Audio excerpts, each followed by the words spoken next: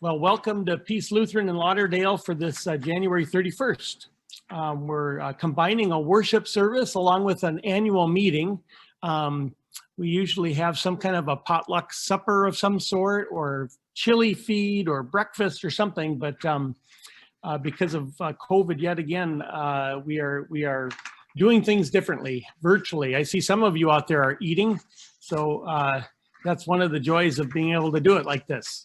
But we're gonna weave the annual meeting into the service. So we'll begin with some texts, a prayer, and then just a reflection on the texts, and then we'll open it up to people to answer the question that was supposed to be videotaped. And actually, quite honestly, I'm really glad that not more people sent those in. We had 3 people send videos in, and which in the end is really good, because having to figure out how to get some videos in some formats and then other videos in other formats, I'm not a wizard that way.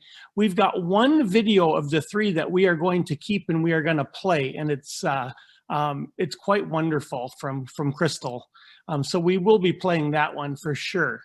And then the rest will have the opportunity to unmute yourself right after the reflection sermon time to basically answer the question, one of the 5 questions that were asked, of where do you see God at peace? When did you first come here to peace? What drew you to peace? What keeps you coming to peace? We'll read the questions again, but and you're welcome to do that live as you feel like you'd like to. And then we'll move in from that. We'll move into our annual meeting, pretty abbreviated with the year the way it's been. Although we've had quite a bit that we've done in spite of it.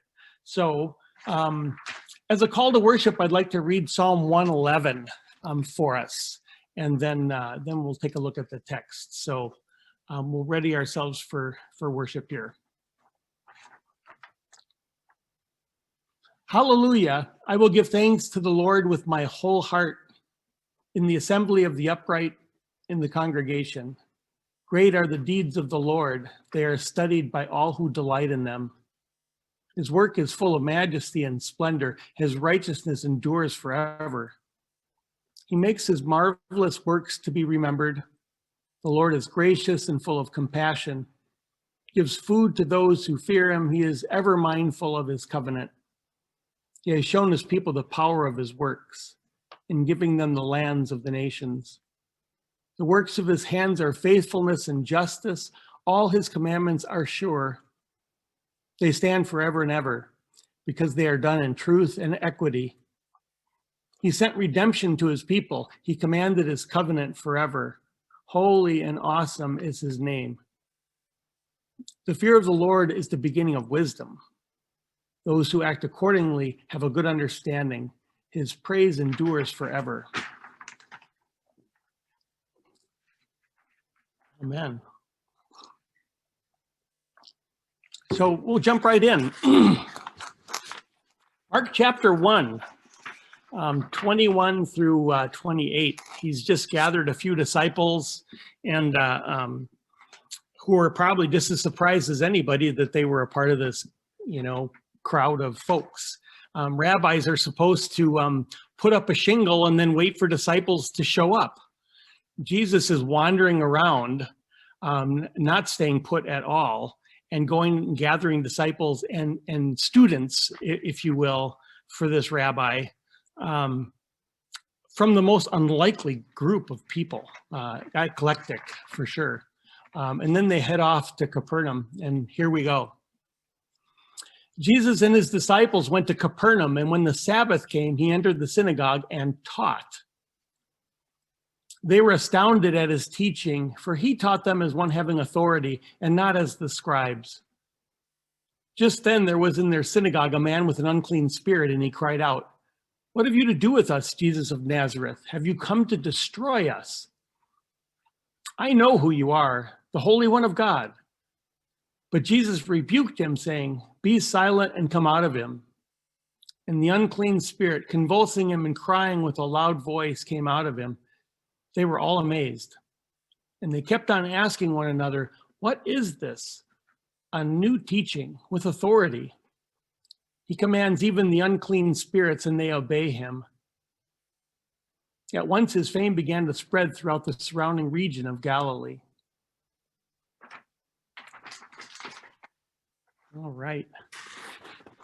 Good. We got a few more people that have come in. That's good. It's good to see. Good to see you all. Grace to you all and peace from our Lord and Savior Jesus, the risen Christ. Amen. Just a couple reflections on our text for the day from Mark 1. I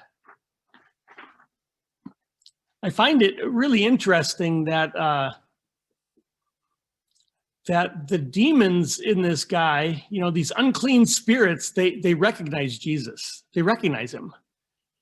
And Jesus recognizes them. There's a recognition going both directions. And how often, you know, I've come to this text and I ask myself the same question almost every time. I wonder if I would recognize a person with an unclean spirit. Would I recognize the unclean spirit? And I thought to myself, you know, maybe not. You know, and how do you recognize one? And it seems to me Jesus knew quite a bit about it, and I think part of you know, my thought is that he was in the wilderness. He knew the unclean spirits. They were tempting him. They were badgering him. They were trying to infiltrate his life and his thoughts and his being. And he knew them pretty intimately. You know, probably was pretty well tempted, as we all are. And then I got to thinking about this. Was that the only guy with an unclean spirit in that whole synagogue that day? Is that it? Was there just one guy that had an unclean spirit and the rest of them were squeaky clean? You know, why didn't he stop and cast out all the unclean spirits from everybody in the synagogue that day? You know, I mean, if he came into Peace Lauderdale as church began, I don't know if we would get to coffee hour for a few hours with all the unclean spirits running around this place. And I think, no, there had to be, but he didn't do it. And then it got me thinking about all the people that he's healed in his ministry, and he doesn't go on to heal others. In fact, aside from a few times where he had to, you know, set up basically organized lines for people to come, where he worked all through the evening. Whenever he does more than a one or two, they end up having to slip away by cover of darkness or early in the morning so they can move on and do what he was there to do, which is proclaim the good news. Not necessarily to heal everybody or to cast out all the demons. So Jesus didn't see the most important thing as fixing what's wrong or making people, you know, perfectly healed. It had to do with the journey, and that's where I come with this question today about what drew you to peace. You know, we're asked to come and follow me. You know, come and follow me. See what happens. I can't tell you what's going to happen, is what Jesus tells the disciples.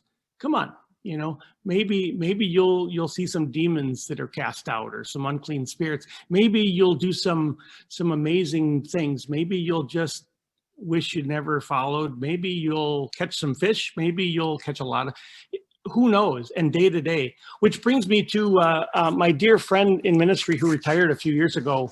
Well, a few years ago, like 20 years ago.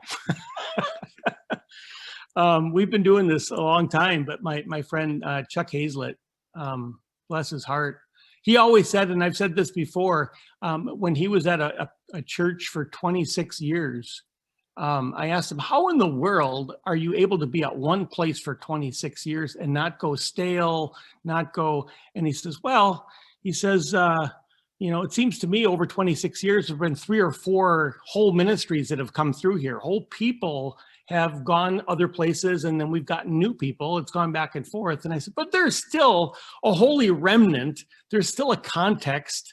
And, Custer, South Dakota is where he was. I mean, you must know everybody in town by now. I mean, everybody. Yeah, pretty much. And how do you stay fresh? I mean, you're one of the most vibrant, exciting ministry in all of South Dakota. I mean, 26 years in and you're still vibrant and excited and running around with, he used to have a video game of a pocket fisherman that he have in his hand, and it was a bass catcher, and he would be running around during Bible studies or conference meetings. He'd be fishing while people were talking about something, and he'd say, "Oh, I caught a big one," and this thing would vibrate in his hand, and he was just full of delight. And finally, he answered my question just straightforward. He says, "Well, the secret, Dave, is to do ministry with no goals. Don't have any goals in mind."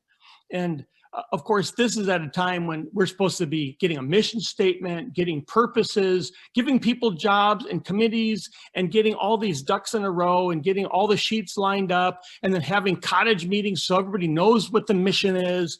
And he says, "Oh, forget all that stuff." He says, "Just do ministry without goals." And well, that's not possible with all the stuff you guys do. You must have goals. He says, "Nope, we don't."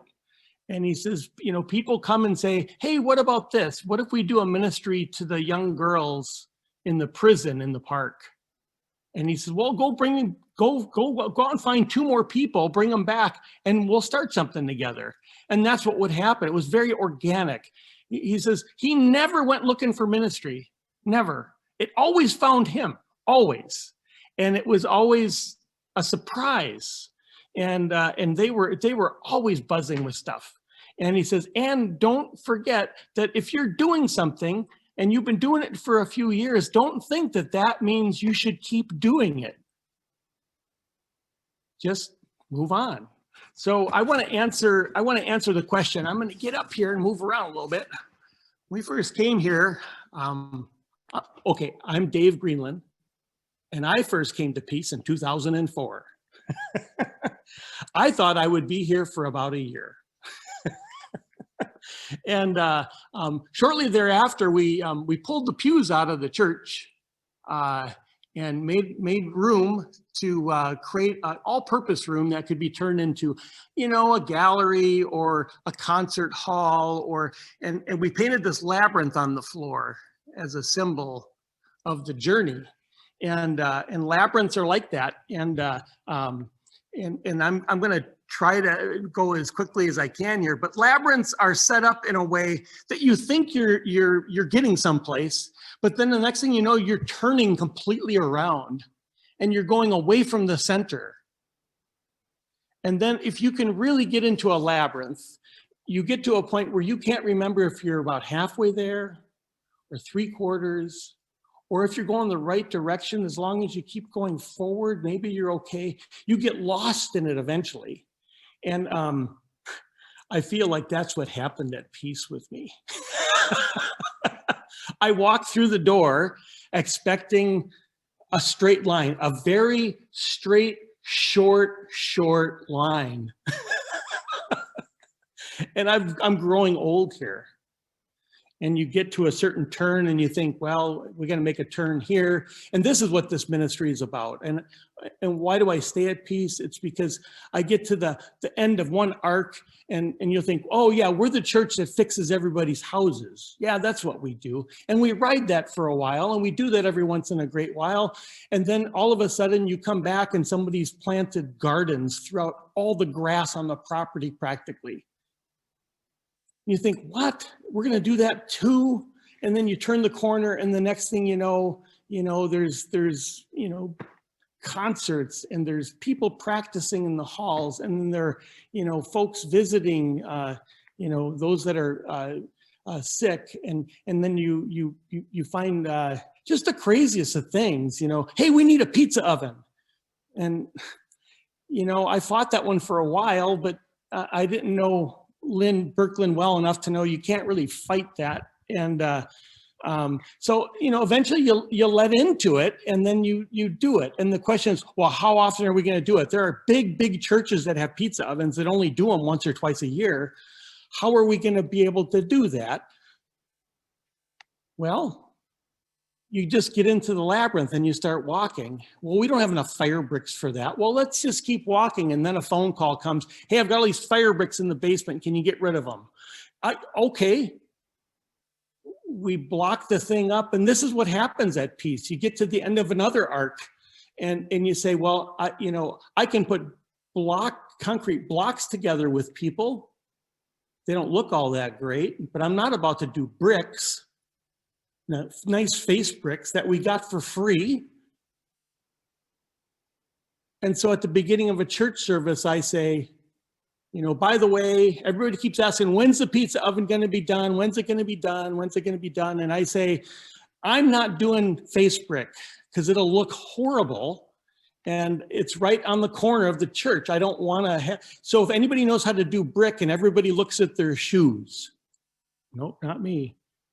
And then we start to get going, and then all of a sudden Mary Gold comes walking through the door and says, does anybody know of any place that could use a bricklayer who needs to do community service hours? No kidding. She was totally unaware of the request that came a minute earlier, and that's how we got our brick done. Is the pizza oven done yet? No. Have we fired it a bunch? Yes. Will we fire it in the future? Yes. I stay here because of this journey of a labyrinth that we're in. And I don't know what part we're in. All I know is it's faithful, and we walk together, and we don't even have to believe the same things. We just have to know that God leads us and guides us and sits with us, whether we've got unclean spirits or not. We allow ourselves to sit together, speak truth to it from time to time, but continue to walk on the journey. Now we've got an anti-racism group. Where's that going to go? I don't know. Let's walk together and find out.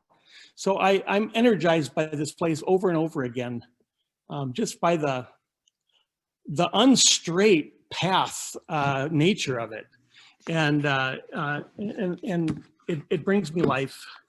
It tires me out sometimes, but that's a good sign. It means I'm alive, and yeah, and I think it's a blessed place. It's a holy place, and we love each other through it. So with that, the questions that we have for anybody that would like to join in, this is the meat and potatoes of everything today before the annual meeting. How long you've been at peace? What's your name? What drew you to peace? What keeps you coming? What is your primary memories at peace? What's your funniest moment at peace? And where have you seen God at work at peace? And we can start with anybody that would like to. I know we've got and we've got a videotape videotape. We don't have a tape. There's no such thing as tape anymore. I've got a video, if I can make it work, of Crystal that is very sweet, and we'll do that in a little while. But if anybody wants to get started and give us 30 seconds or a minute, you're welcome to unmute yourself. Yeah. Dennis said he'll start. Okay. I'm Dennis Gilbertson, and I've been hanging around Peace here for 42 years. I started attending Peace because it was the closest Lutheran church when we moved to Lauderdale in 1979. I kept coming back because of the pastors over the years, the friends that I've made, and the service peace gives to the community.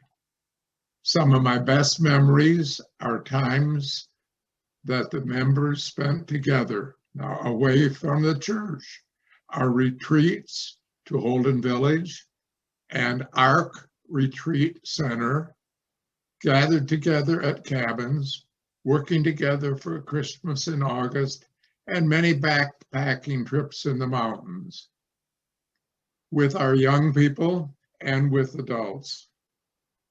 Peace has been a blessing because it follows the old saying, preach the gospel, if necessary, use words. Thank you. Nice. Paul Lacey. I'm probably one of the newest members here. I met Pastor Dave when he was doing restoration work on Edie's kitchen, and chit-chatted with him and really enjoyed him. I found out from Edie that about the virtual services, and I've been pretty isolated because of the virus and was anxious to get to know some people in the area. I'm amazed at the work that you people do. I enjoy the energy that you have, Pastor Dave. And I guess I'm still just getting to know everyone, but I'm really glad to be here. Thank you. Good to have you.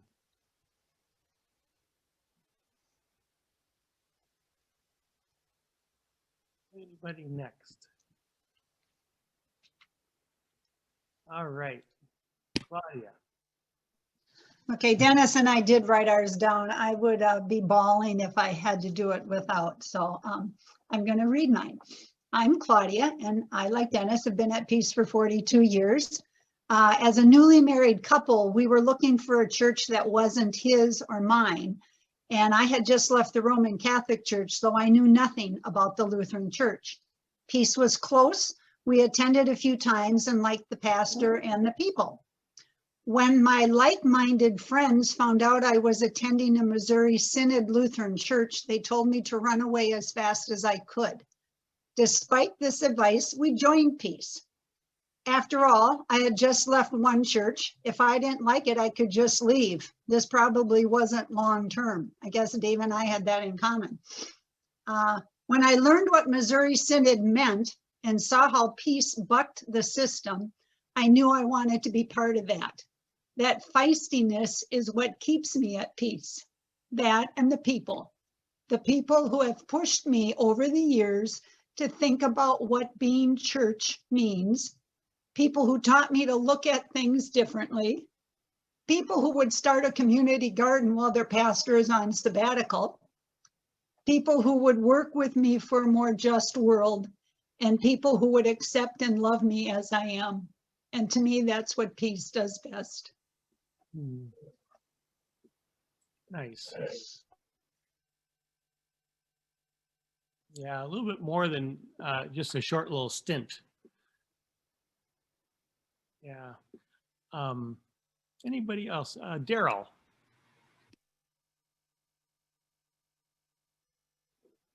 Nope, can't hear you yet. You got to get close to your. There we go.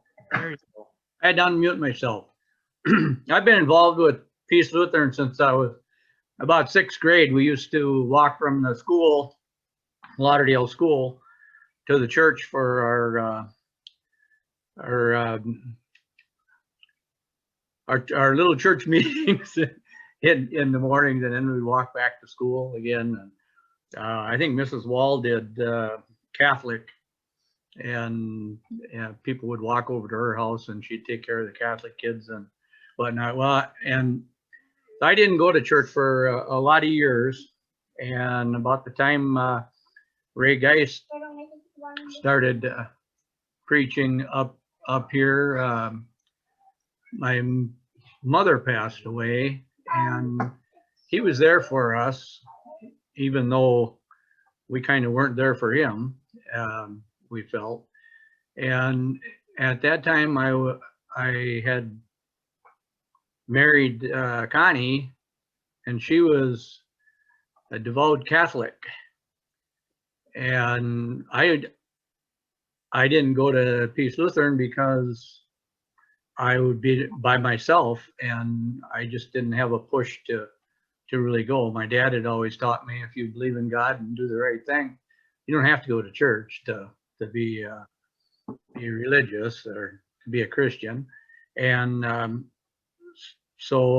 and I wasn't a Catholic, so I didn't feel like I should go to a Catholic church. Well, one day Ray Geist told me, Reverend Ray, said that he would like to see me go to church with my family, whether I was Catholic or not. He says, I think it's very important that you have your religious endeavors with your family, as opposed to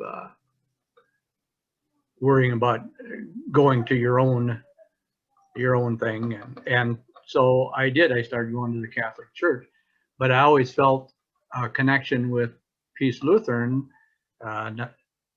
because the Lutheran Church, to me at that time, was open to all people, no matter what religion, what faith that you're in. And when Preacher Dave took over at Peace Lutheran Church, he triply, quadruply just brought this whole thing about, that everybody is welcome.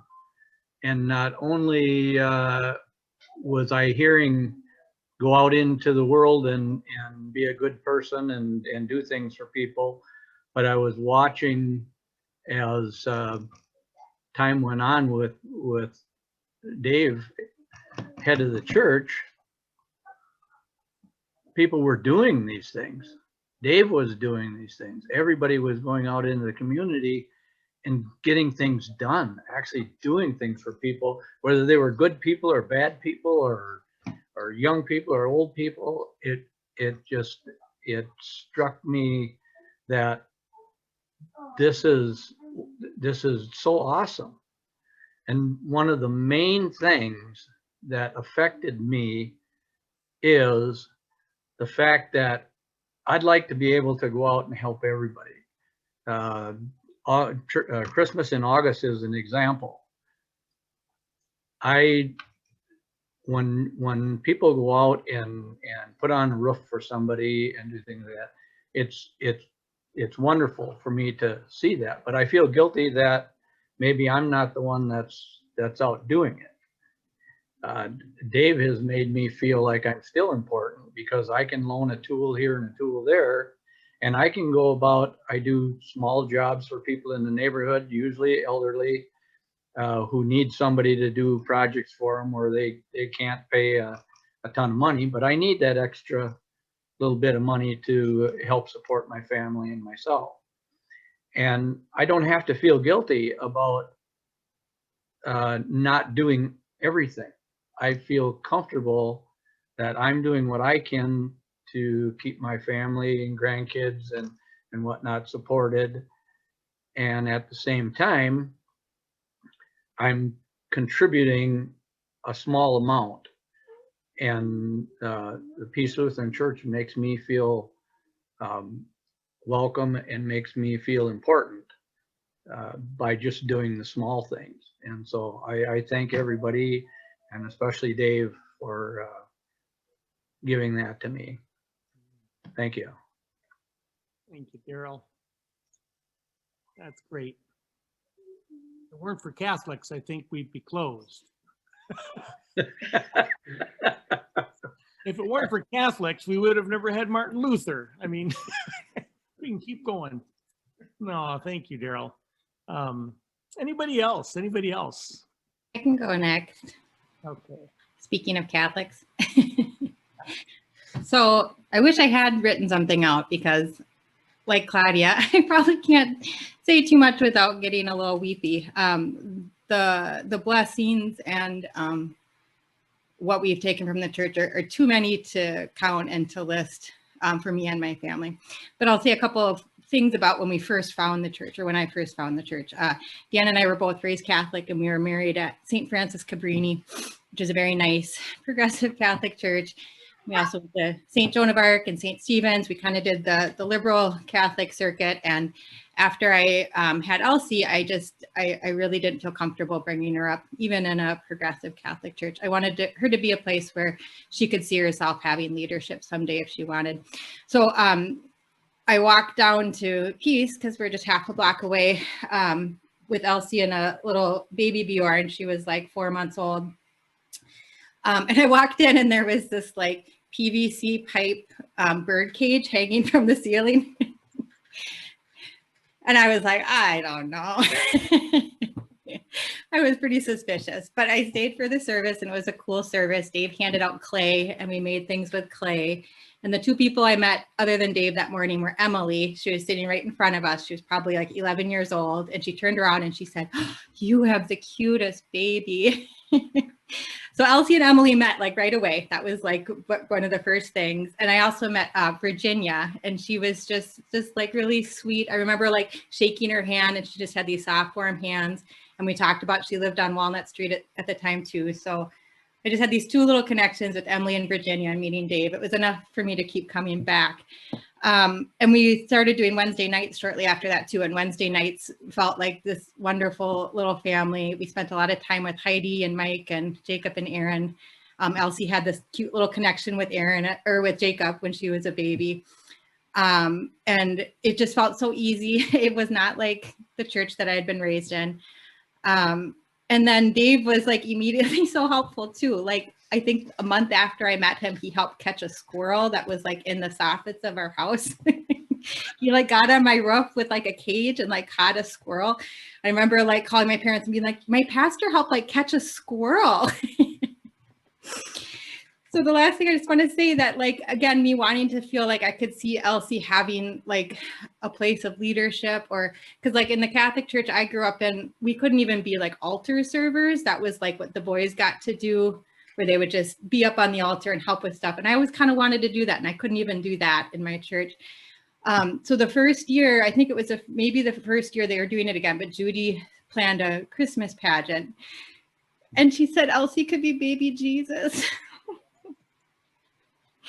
And it was just like, oh my gosh, my little girl can play baby Jesus. Like, this is the place that I need to be at. And yeah, so that was kind of what hooked us, was that first 6 months year of just having all these fun and funny and like warm and welcoming things. And then since then, like I said, there's too many things that I could go on and on about, but we love Peace. It's a part of our family. It's an important part of my life, and I'm very grateful. That's great. Thank you. Barb? Aaron?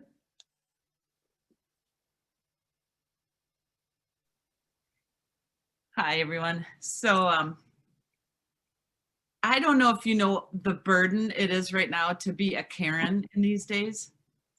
You'll know how hard it is to be a Karen and actually show up as Karen.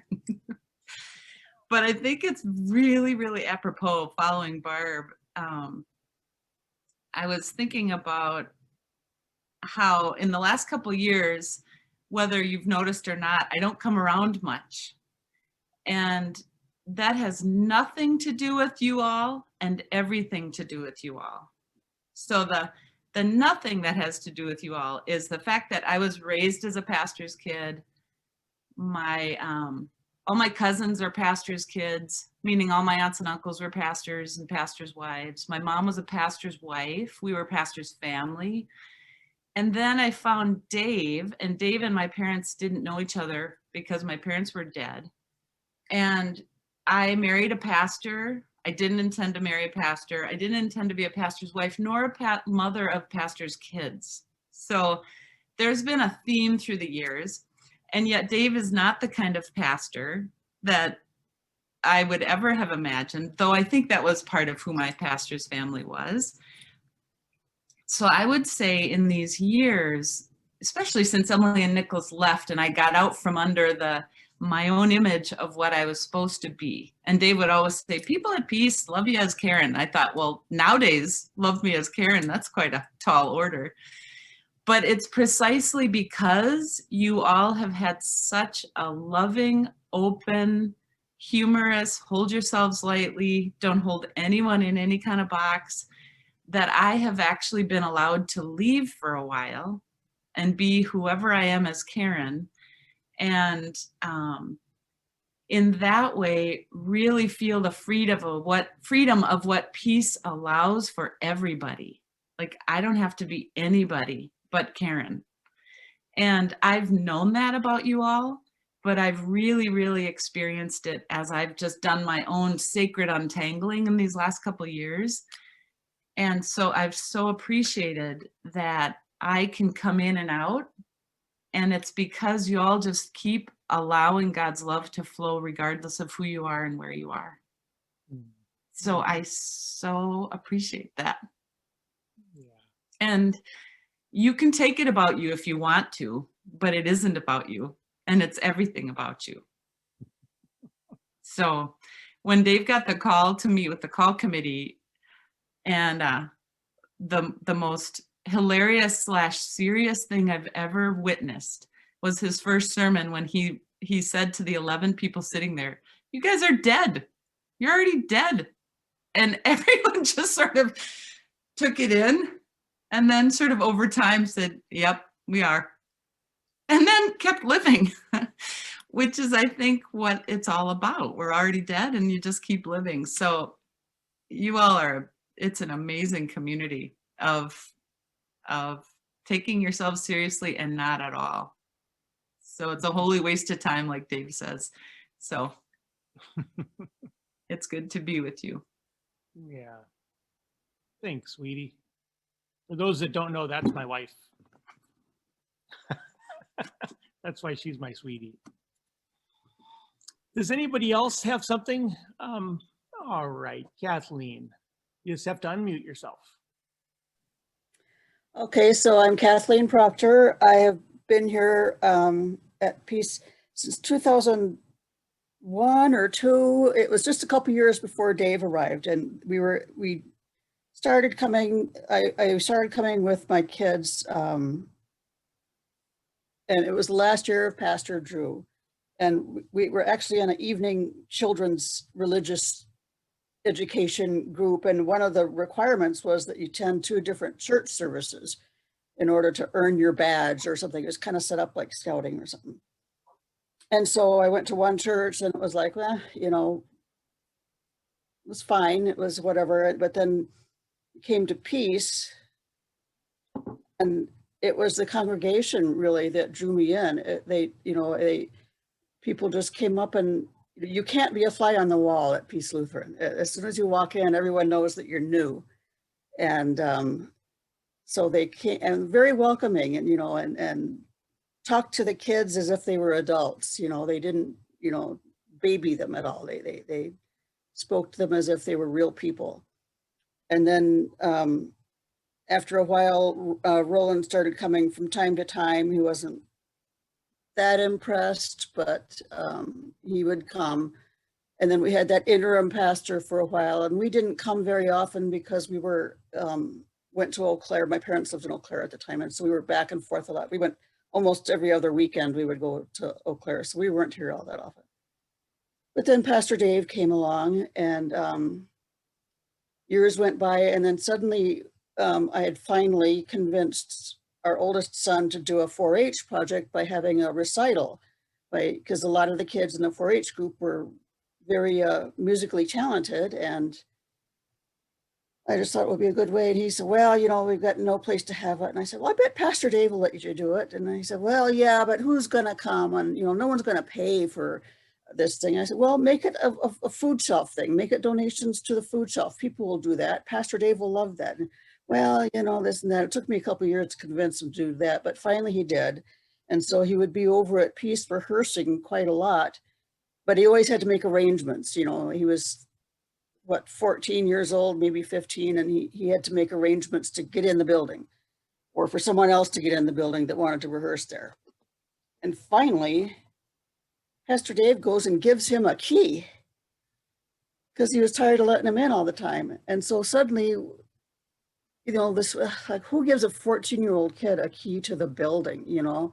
But Pastor Dave did that, and all of a sudden, Bobby was in there, you know, at midnight, 1, 2 in the morning, you know, as the years went by. And so, anyway, just knowing, having that trust, and just the kids being treated as if they were real people was important.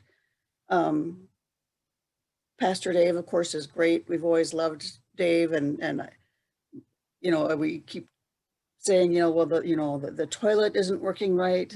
Well, call Pastor Dave.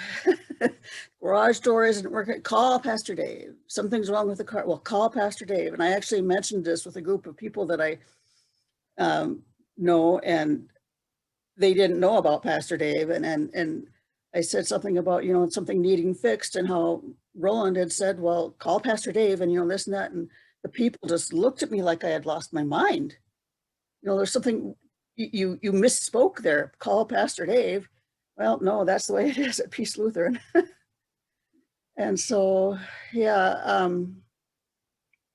Other memories, of course, are the pasta dinners. No one's mentioned the pasta dinners yet, and that's been my thing for years and years and years. So we've got to get that out there. But just enjoying how that has grown over time. It used to be big before my time, and then it kind of went down and down and down, and kind of a little less of a thing until where it was just a dinner. But then as people joined in, and bigger, the congregation grew and new people came in, we suddenly, Peg started, and Lynn started taking charge of the craft show and the bake sale up there, and suddenly it was just not my responsibility. Before that, that was my deal, and now it was just like, I don't even have to worry about it. And Vicki took over the music, and I didn't have to worry about it anymore. I didn't have to worry about finding people. I didn't have to ask Bobby or Ryan to find people. I was just off my plate. And I do remember one year where at the last minute, we started smelling sewer fumes coming into the dining room, and you could smell them as soon as you walked down the stairs. And it was mingling along with the smell of the spaghetti sauce. And it was like, oh dear, this is not good. Somebody call Pastor Dave. And came over all bug-eyed, like, oh my God, this is just not good news, you know. And thankfully it was just somebody had covered up accidentally in a closet, some sort of drain or pipe or something, I don't know, it was covered. That this is all over my head, but it was a simple fix, just move the bucket. And so that was the easiest fix ever. But so, yeah, been here ever since. Congregation just steps up. Barb stepped up and helped my mom when I wasn't able to anymore. My boys were both still out of town at college, and I couldn't drive. Roland couldn't drive. My mom needed groceries. Barb did that for months and months and months. And people coming over and doing Christmas in August at my house, or giving me rides. Oh my goodness, the number of rides. And Peg gets a gold star for the number of rides, and everyone else gets a silver star for effort. So yeah, that's where I see God at work, is just in all that different little things that everybody just sort of goes, oh, poof, you know, it was easy, oh, posh, whatever. And it's just, that's where I see God at work here. Thank you, everybody. Thank you, Kathleen. All right, Wendy, you can unmute yourself.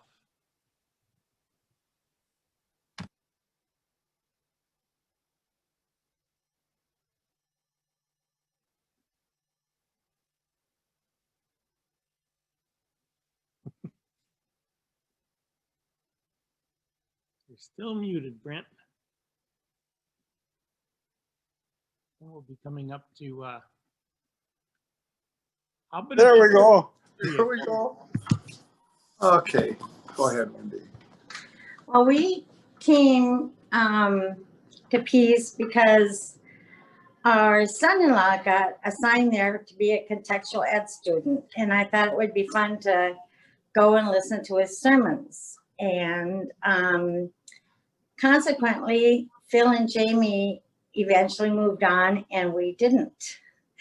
we stayed. And one of my first wonderful experiences was we had an auction where everybody could auction off their skills and people could bid. And I bid on making cinnamon rolls with Crystal. And we became dear friends after that.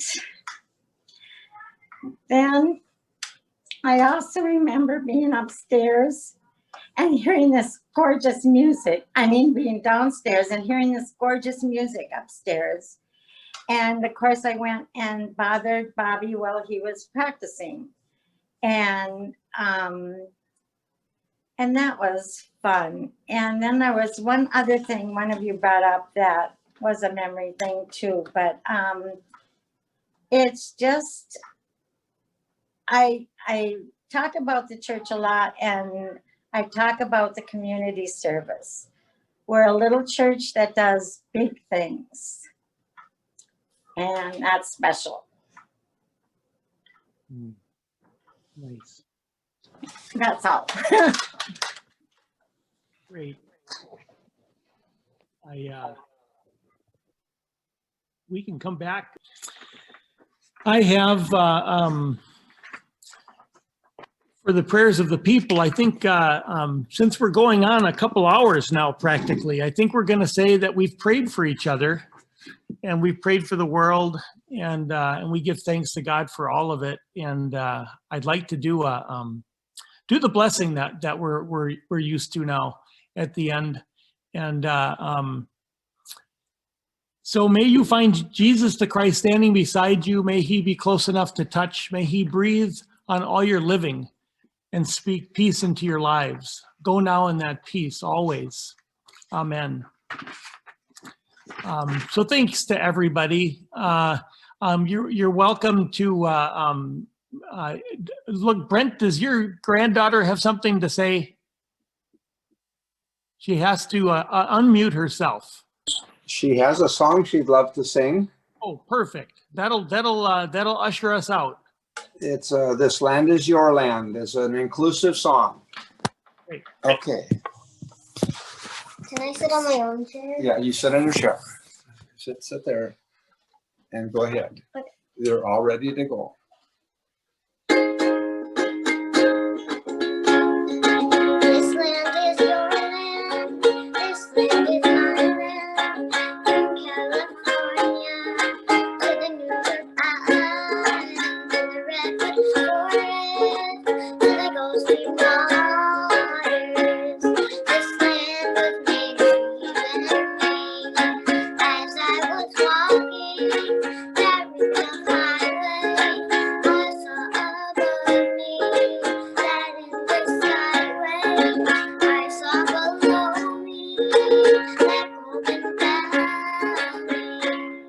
This land was made for you and me. This land is your land.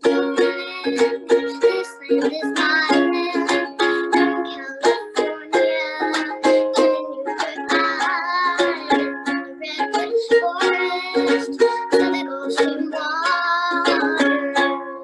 This land was made for you and me.